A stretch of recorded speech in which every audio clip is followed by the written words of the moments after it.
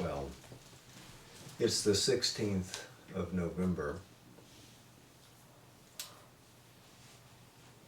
and tonight we'll finish our chapter, we hope, on the ego and the dualities. But while it's the 16th of November here, it's already the 17th of November in Pondicherry, which is the date which, in 1973, that the mother left her body. Now, a message has been released today which is apropos of our study. And so I want to open this evening with a message for the 17th of November as released by the Sri Aurobindo Ashram, translated into English.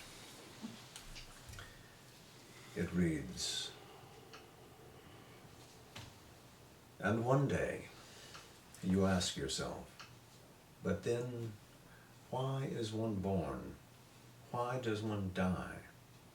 Why does one suffer? Why does one act? You no longer live like a little machine, hardly half-conscious. You want to feel truly, to act truly, to know truly. Then, in ordinary life, one searches for books, for people who know a little more than oneself.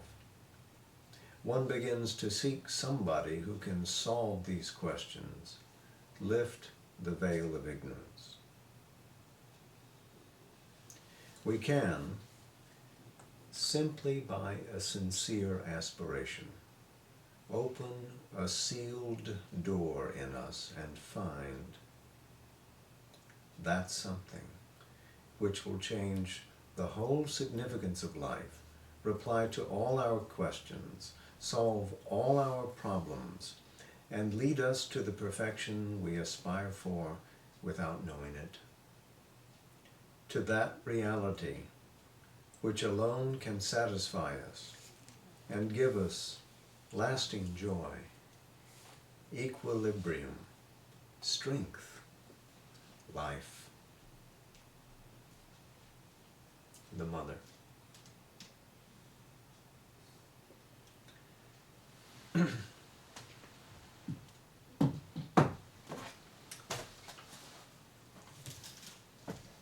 So we're in this chapter, the 7th in the series,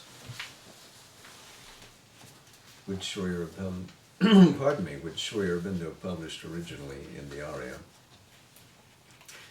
which opened with that wonderful image of the two birds seated on a common tree. And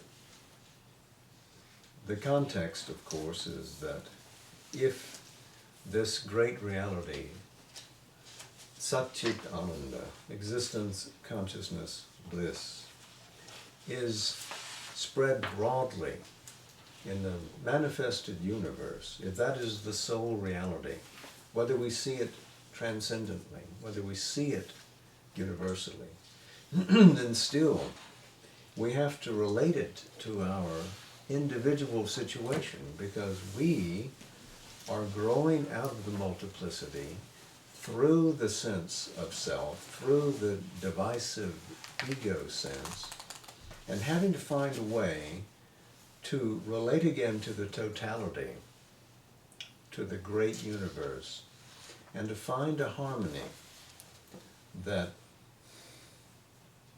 restores the possibility of a complete unity, wherein we don't absolve our individuality, but complete it in universal expression and at one with that which transcends both individual and universe, that unnameable transcendence.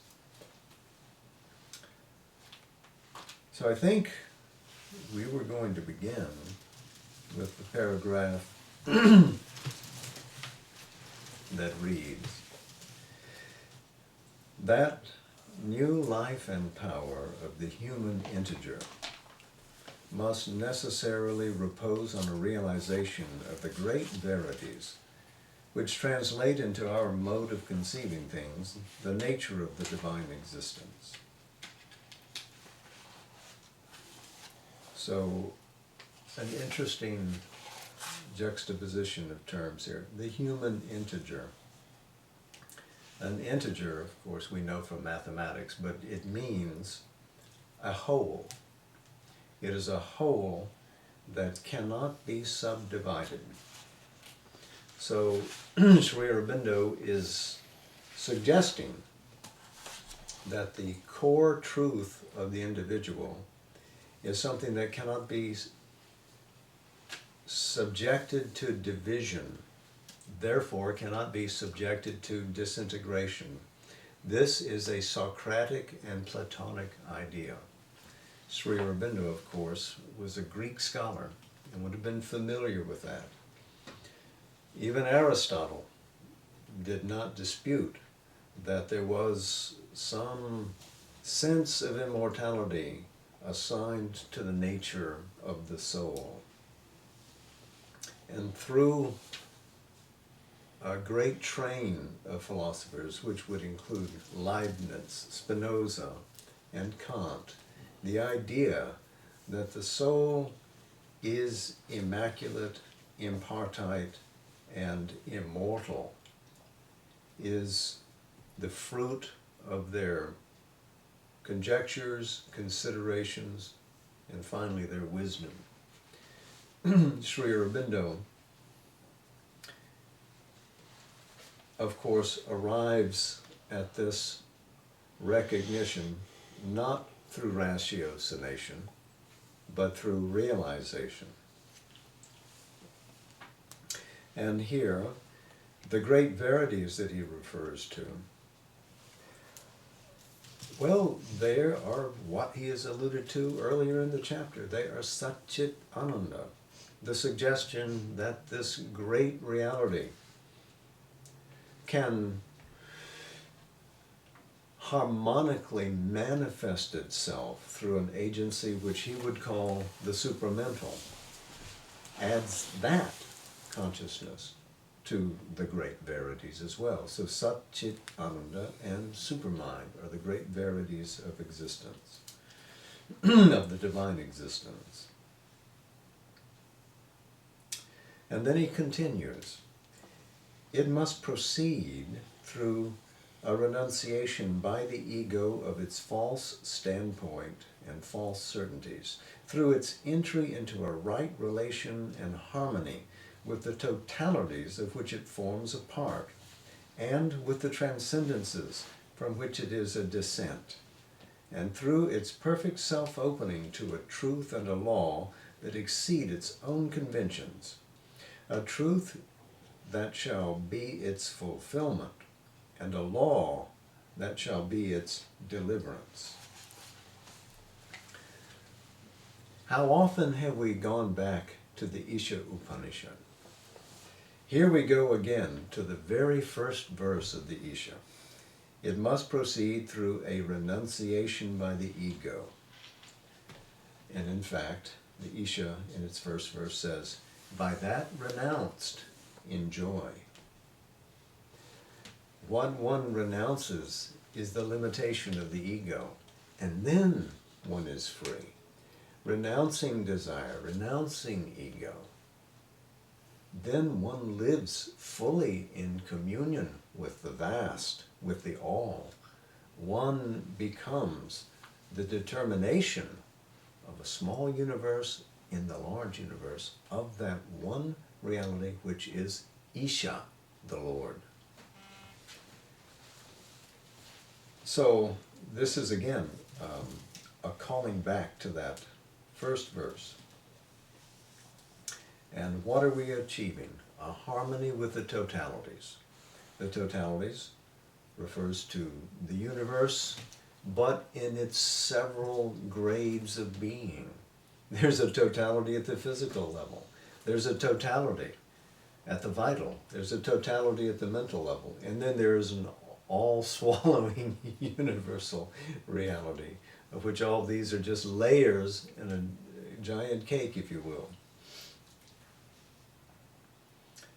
The transcendences from which it is a descent. So this integer, this human integer, which is like a monad, indestructible, impartite, cannot be divided, has descended from what is transcendent into this universe.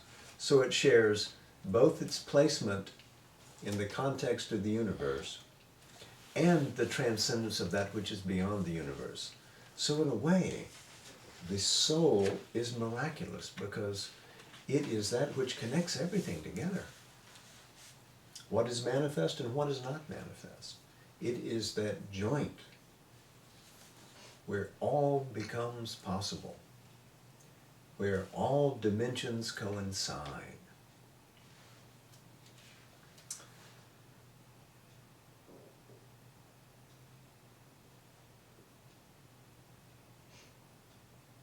Then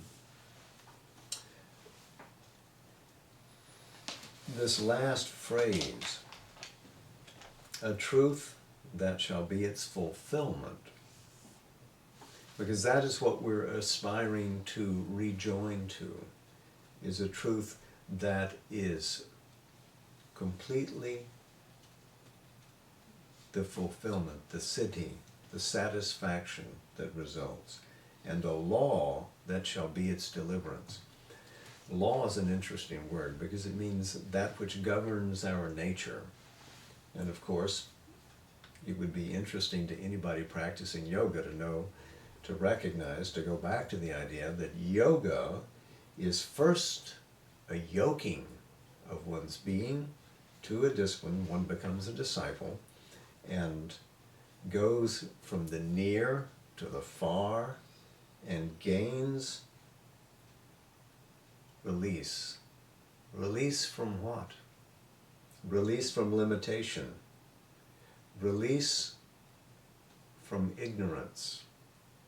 Release from the small into the large. That is the deliverance which the incarnate soul aspires for. And its goal, Sri Aurobindo writes, must be the abolition of those values which are the creations of the egoistic view of things. Its crown must be the transcendence of limitation, ignorance, death, suffering, and evil. The abolition of the values, abolition means to end. The crown, so one is the negative, the other is the positive. The crown is the transcendence of limitation, ignorance, death, suffering, and evil. Well, there's some large connotation in that this transcendence must be capable of occurring here, because Sri Aurobindo has posited that we do not aim at shunning the world or leaving it to a preferred state where we are beyond these dualities. We want to resolve these dualities. So he's suggesting, therefore, that this transcendence can be brought here, and thus can we expunge limitation, ignorance, death, suffering, and evil. In that fulfillment, that is the perfection that the integral yogin is aiming at.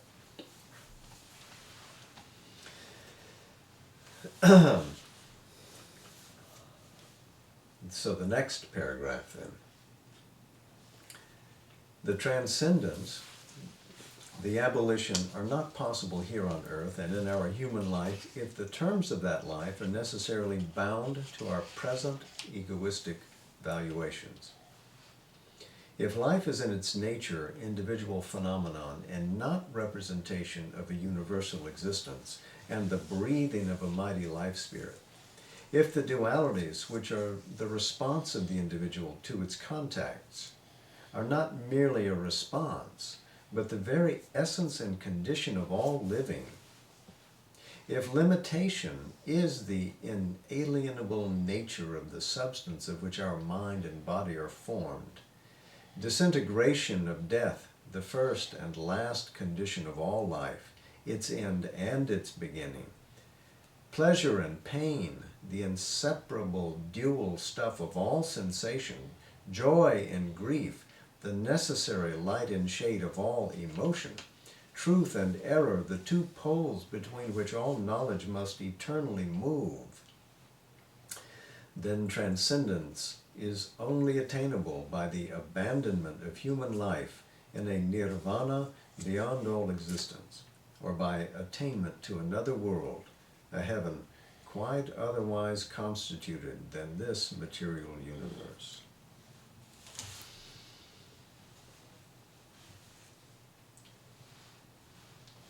So he's made his own case, and in wonderful rhetoric. This cannot be the meaning of life. This cannot be the meaning of these oppositions and dualities. It is not very easy, he writes, for the customary mind of man, always attached to its past and present associations, to conceive of an existence still human, yet radically changed in what are now our fixed circumstances. We are, in respect to our possible higher evolution, much in the position of the original ape of the Darwinian theory. It would have been impossible for that ape, leading his instinctive arboreal life in primeval forests, to conceive that there would be one day an animal on the earth who would use a new faculty called reason upon the materials of his inner and outer existence, who would dominate by that power his instincts and habits, change the circumstances of his physical life, build for himself houses of stone, manipulate nature's forces, sail the seas, ride the air, develop codes of conduct, evolve conscious methods for his mental and spiritual development. And if such a conception had been possible for the ape mind, it would still have been difficult for him to imagine that by any progress of nature or long effort of will and tendency, he himself could develop into that animal. Man, because he has acquired reason, and still more because he has indulged his power of imagination and intuition, is able to conceive an existence higher than his own, and even to envisage his personal elevation beyond his present state into that existence. His idea of the supreme state is an absolute of all that is positive to his own concepts and desirable to his own instinctive aspiration. Knowledge without its negative shadow of error. Bliss without its negation and experience of suffering. Power without its constant denial by incapacity. Purity and plenitude of being without the opposing sense of defect and limitation. It is so that he conceives his gods. It is so that he constructs his heavens. But it is not so that his reason conceives of a possible earth and a possible humanity. His dream of God and heaven is really a dream of his own perfection. But he finds the same difficulty in accepting its practical realization here for his ultimate aim, as would the ancestral ape if called upon to believe in himself as the future man. His imagination, his religious aspirations may hold that end before him, but when his reason asserts itself, rejecting imagination and transcendent intuition, he puts it by as a brilliant superstition contrary to the hard facts of the material universe. It becomes then only his inspiring vision of the impossible. All that is possible is a conditioned, limited and precarious knowledge, happiness, power, and good.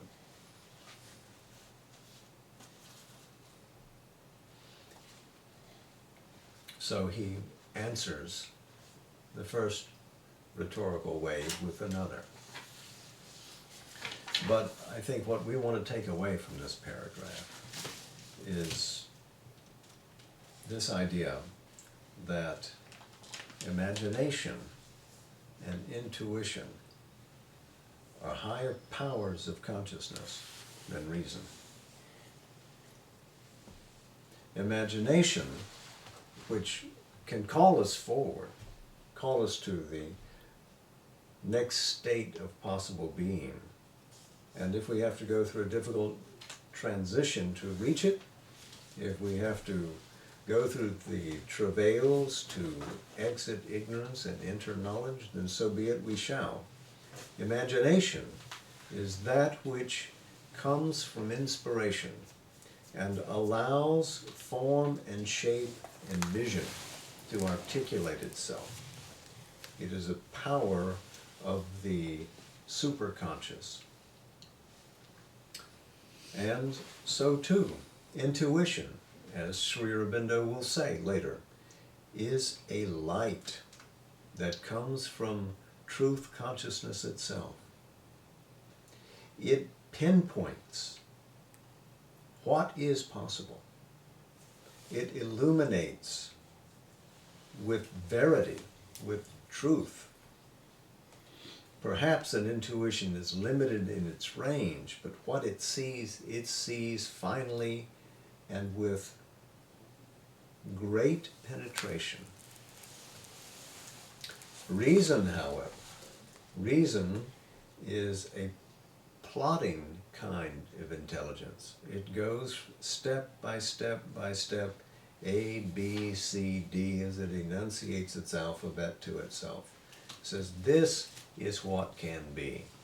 It moves more slowly, and these larger powers, imagination and intuition, are instantaneous in some intervals. So, where reason wants always to condition what is possible and what it has known from the past, what is able to safely measure through the instruments that it has already familiarity with, will never be capable of assigning to us what our future position will be. We cannot rely upon reason. We must be capable of living in a higher consciousness. And fortunately, it is ours. That is in our capacity. But there is a saving grace in reason, and Sri Aurobindo touches upon it in the next paragraph. Yet in the principle of reason itself, there is the assertion of a transcendence. For reason is, in its whole aim and essence, the pursuit of knowledge, the pursuit, that is to say, of truth by the elimination of error. Its view, its aim, is not that of a passage from a greater to a lesser error, but it supposes a positive pre-existent truth towards which, through the dualities of right knowledge and wrong knowledge, we can progressively move. If our reason has not the same instinctive certitude with regard to the other aspirations of humanity, it is because it lacks the same essential illumination inherent in its own positive activity. We can just conceive of a positive or absolute realization of happiness because the heart to which that instinct for happiness belongs has its own form of certitude. It is capable of faith. And because our minds can envisage the elimination of unsatisfied want, which is the apparent cause of suffering. But how shall we conceive of the elimination of pain from nervous sensation, or of death from the life of the body? Yet, the rejection of pain is a sovereign instinct of the sensations. The rejection of death, a dominant claim inherent in the essence of our vitality. But these things present themselves to our reason as instinctive aspirations, not as realizable potentialities. Yet, the same law should hold throughout. The error of the practical reason is an excessive subjection to the apparent fact which it can immediately feel as real, and an insufficient courage in carrying profounder facts of potentiality to their logical conclusion. What is is the realization of an anterior potentiality. Present potentiality is a clue to future realization. And here, potentiality exists, for the mastery of phenomena depends upon a knowledge of their causes and processes. And if we know the causes of error, sorrow, pain, death, we may labor with some hope towards their elimination. For knowledge is power and mastery. So let's pause for a moment in the reading, because this is a key point. What currently is before us in our circumstances is the fruit of a prior potentiality or possibility. What is in our future is being shaped by what is potential now. If something calls to us as a possibility and asks for articulation, even if it seems to be beyond our reach, if we want to conquer death, or abolish ignorance, or eliminate suffering, to say, because we haven't done it in the past, we can't do it in the future, is to remain chained to the past and to ignore the potential that is present in us. We have to believe, we have to aspire, we have to push. And as we push, we succeed. We break down wall after wall after wall and continue the advance. And we see this almost redundantly in the fields of material science. Every time we say we can't do something, we can. Every time we say we can't go to the moon, we do. Every time we say we can't go to Mars, we do. When we can't fathom the secrets at the base of the universe, we are approaching it, and we shall.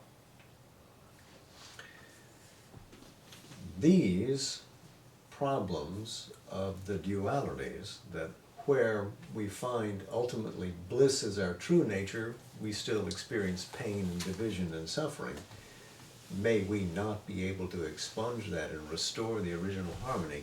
We cannot say that that is an impossibility. If we can imagine it, it is possible.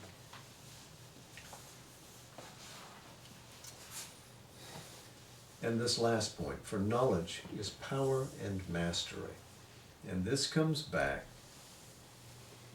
to the point that the supreme knowledge is based on the experience of a conscious self, not a self writ small in the ego formation, but a self writ large, which is at one with the transcendence, identified with the universal all. That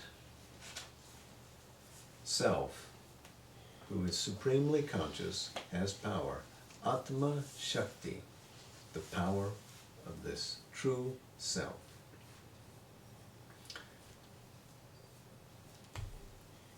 So back to Sri Aurobindo now.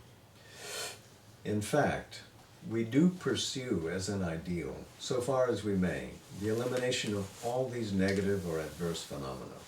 We seek constantly to minimize the causes of error, pain, and suffering. Science, as its knowledge increases, dreams of regulating birth and of indefinitely prolonging life, if not of effecting the entire conquest of death.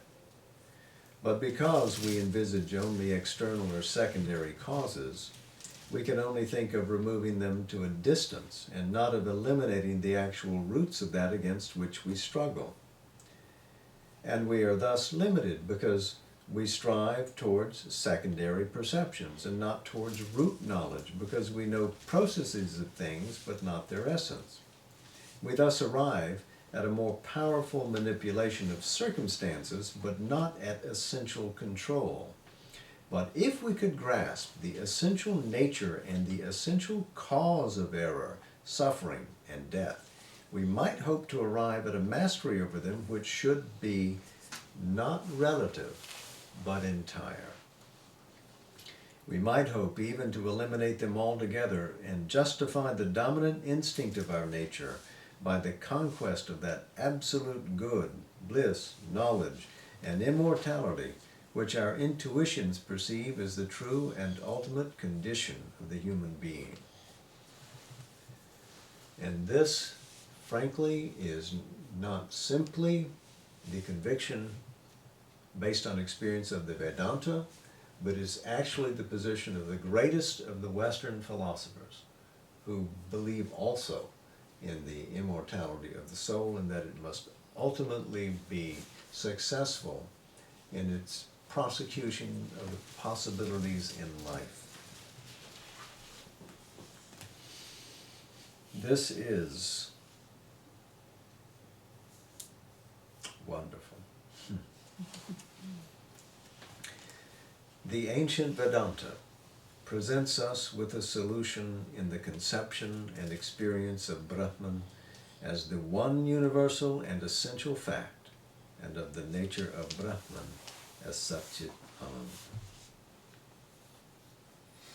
So although this idea of Satchidananda is relatively close to us, maybe it's 1,000 years old or so, it appears first, as far as we know, in the Mrisinha Uttara Tapaniya Upanishad, which I think is a bhakti text. It is still redolent of all the great perfumes which come to us from the Vedanta. In this view, the essence of all life is the movement of a universal and immortal existence.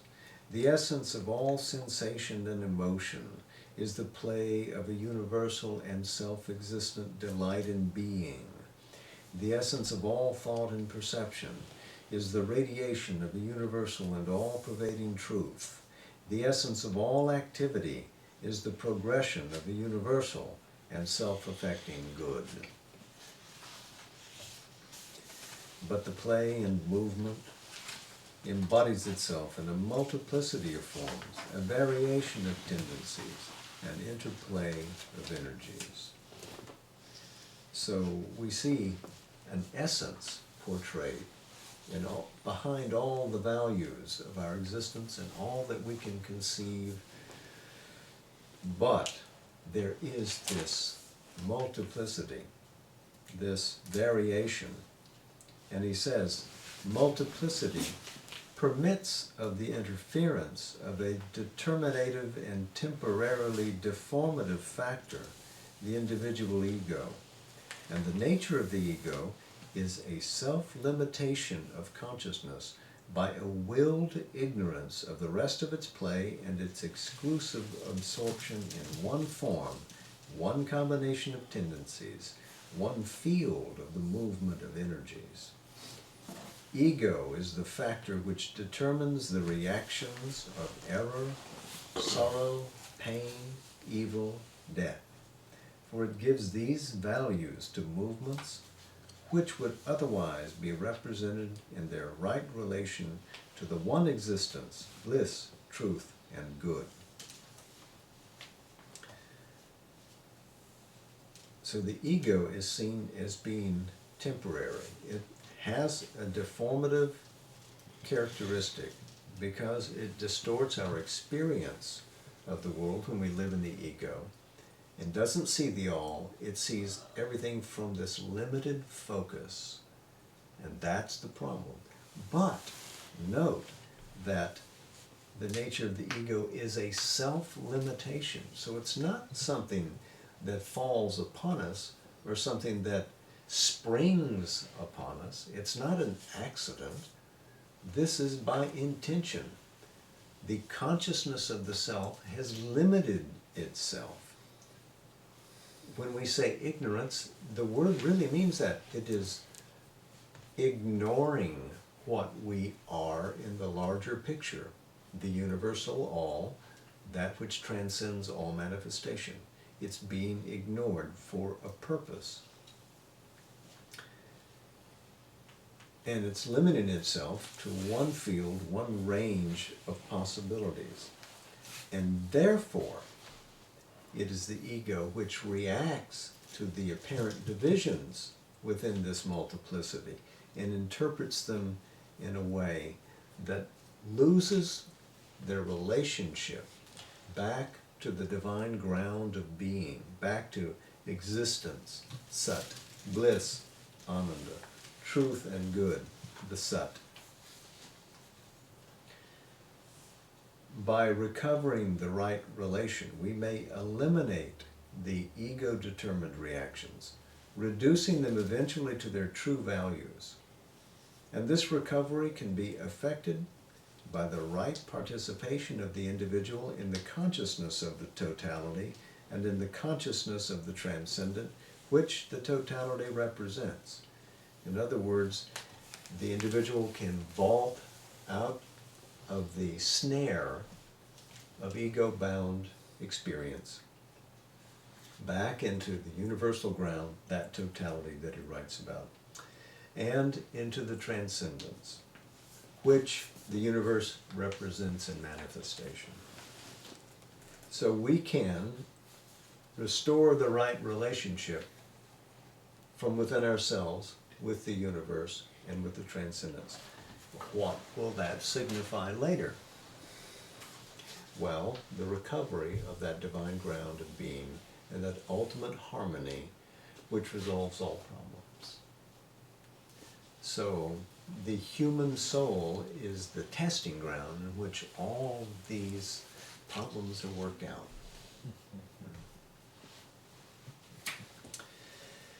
So, to continue with the next paragraph, into later Vedanta, there crept and arrived at fixity the idea that the limited ego is not only the cause of the dualities, but the essential condition for the existence of the universe. By getting rid of the ignorance of the ego and its resultant limitations, we do indeed eliminate the dualities, but we eliminate along with them our existence in the cosmic movement. So he calls it later Vedanta. So he does not accept the tunings of Vedantic theories in an antagonistic way to the reality of the world. He's basing everything on the Isha Upanishad, the Taittiriya Upanishad, the Shvetashvatara Upanishad, and all of the citations that he's culled for our review so far affirm the reality of this world. Do not reject it. Affirm the centrality of the ego as the soul within it. The ego, remember, originally just means I. The I is not false, but it's the I in oneness with all else, with all potentiality, which is the truth that we lose when we simply become the ego. So anyway, back to Sri Aurobindo. Thus, we return to the essentially evil and illusory nature of human existence and the vanity of all effort after perfection in the life of the world. A relative good linked always to its opposite is all that here we can seek. But if we adhere to the larger and profounder idea that the ego is only an intermediate representation of something beyond itself, we escape from this consequence and are able to apply Vedanta to fulfillment of life and not only to the escape from life. And here we're back to the Isha Upanishad. The essential cause and condition of universal existence is the Lord, Ishvara or Purusha, manifesting and occupying individual and universal forms. This is the first verse of the Isha Upanishad. The limited ego is only an intermediate phenomenon of consciousness necessary for a certain line of development. Following this line, the individual can arrive at that which is beyond himself, that which he represents, and can yet continue to represent it no longer as an obscured and limited ego, but as a center of the divine and of the universal consciousness embracing, utilizing, and transforming into harmony with the divine all individual determinations. So, there's nothing bad then about going through the growth process which leads us through the ego. The ego is not the enemy. Through the ego, we can get to the restoration of what we really are in consonance with all other beings, with the great all, with the universal self, with the divine itself, and in none of it losing the possibilities of these individual determinations which describe the richness of divine being.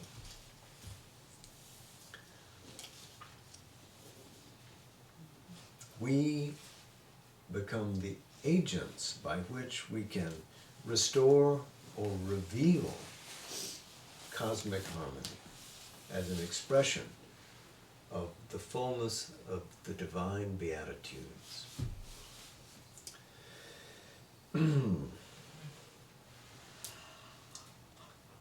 And then the last paragraph.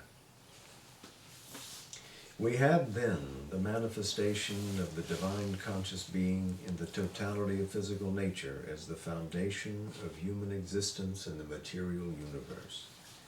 We have the emergence of that conscious being in an involved and inevitably evolving life, mind, and supermind as the condition of our activities.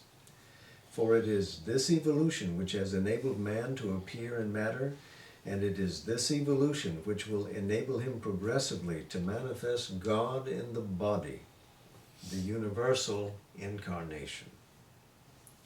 We have in egoistic formation the intermediate and decisive factor which allows the one to emerge as the conscious many out of that indeterminate totality, general, obscure, and formless, which we call the subconscient, Hridaya Samudra, the ocean heart in things of the Rig Veda. By the way, that's Rig Veda, Mandala 4, hymn 58, verse 5. We have the dualities of life and death, joy and sorrow, pleasure and pain, truth and error, good and evil as the first formations of egoistic consciousness. The natural and inevitable outcome of its attempt to realize unity in an artificial construction of itself, exclusive of the total truth, good, life, and delight of being in the universe.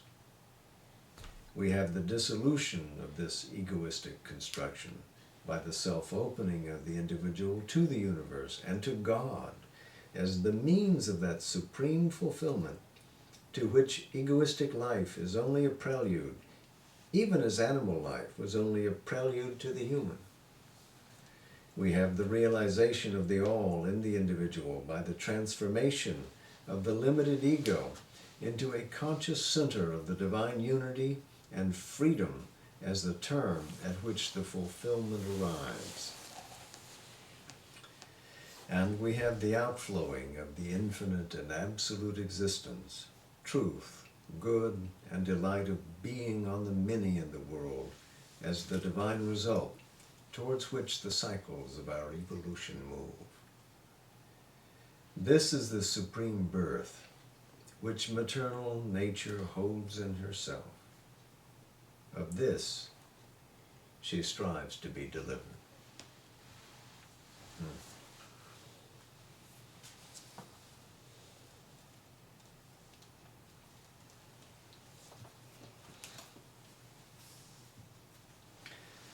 A wonderful peroration.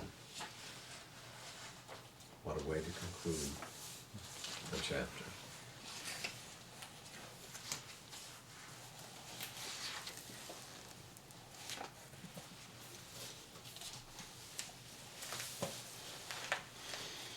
If you have questions, I'll be happy to hear them and perchance answer them.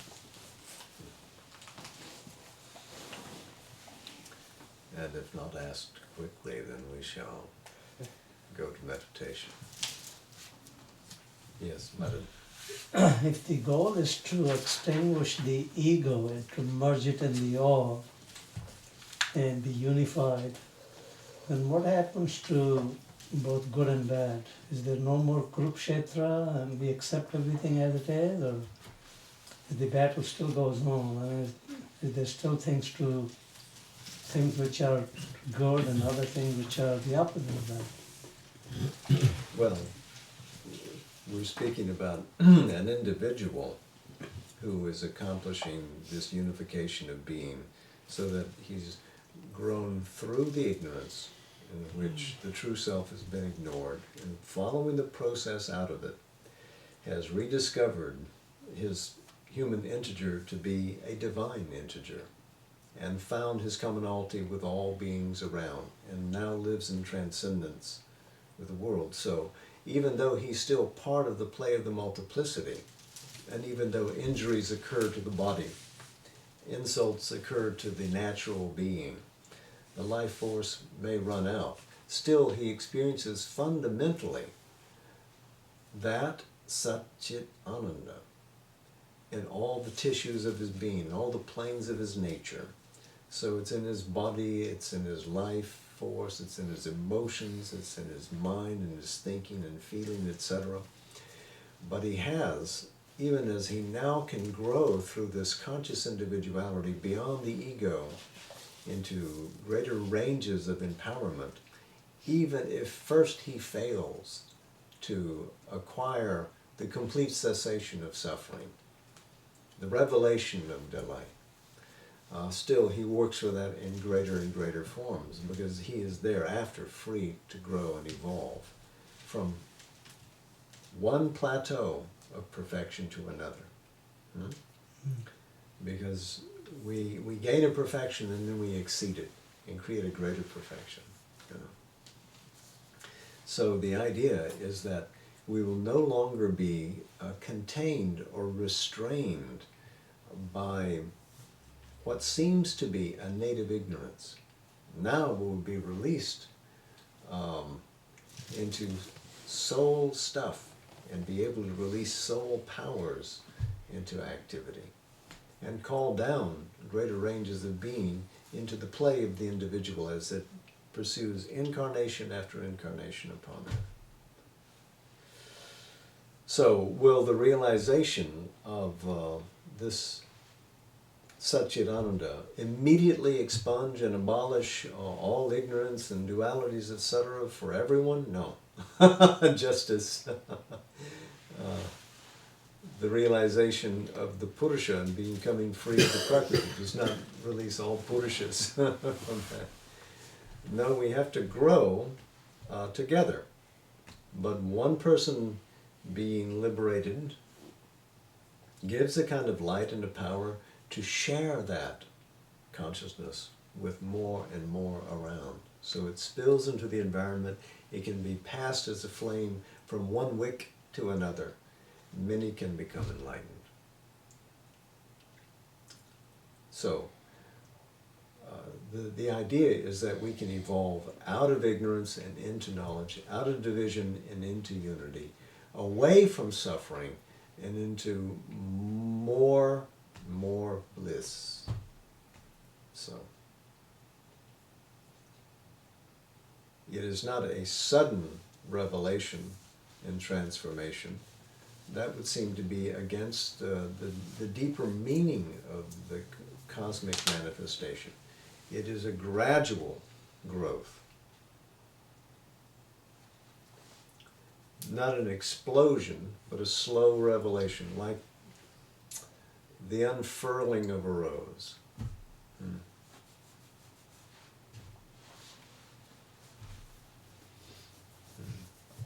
Well, when he spoke about reason and imagination and intuition, I may have missed something because I missed a couple of nights, but reason, the main problem with the reasoning would be that it would deny the imagination and the intuition. But it seems to me as we are reasoning human beings, I mean, don't they all go hand in hand? Well, he and that's what he said was in saying, a yes. subsequent paragraph, That's you what I know, thought. that in the principle of reason itself, there's the assertion of a transcendence, because its whole aim and purpose is to pursue truth. Mhm. So even though it may be resistant, by definition it leads forward. The very method of science, for instance, you know, Mhm. if followed truly, will lead it beyond its current borders into new territories, into something that it didn't expect to discover. And let's say that psychology becomes scientific, then psychology trying to assay the nature of consciousness may be led beyond the mere measurement of what does it mean for consciousness to reflect itself in the brain and body in this way, and say, well, the only way we can ever really know it is to go ahead and say, okay, there is an innerness to this experience, and the only way we're going to know what it means in ways that are significant to us is for us to plunge into it and find it for ourselves. Mhm. And thus, in the experience of enlightenment, perhaps put our hands on the enginery and be able to shift out of first gear into second. You would. Pretty adventurous. It's an adventure of consciousness. Okay. So,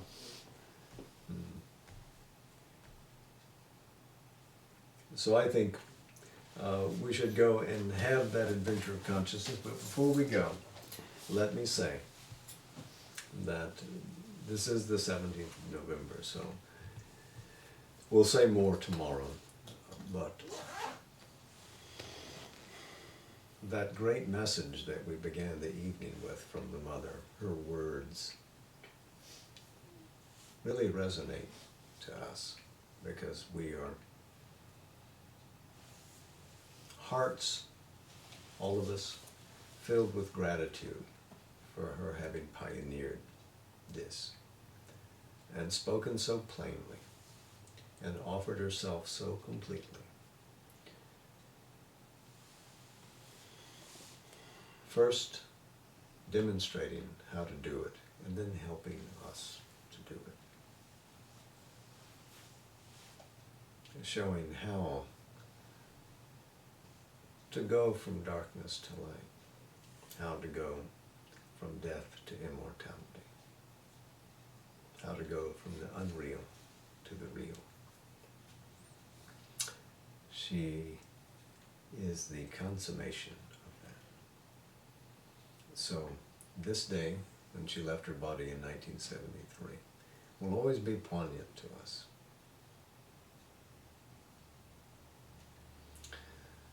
But if you look within, you see, she is the Mahashakti, and she has gone nowhere. She is in your hearts. She is the very fiber of your own being. You are just her. She lives in you.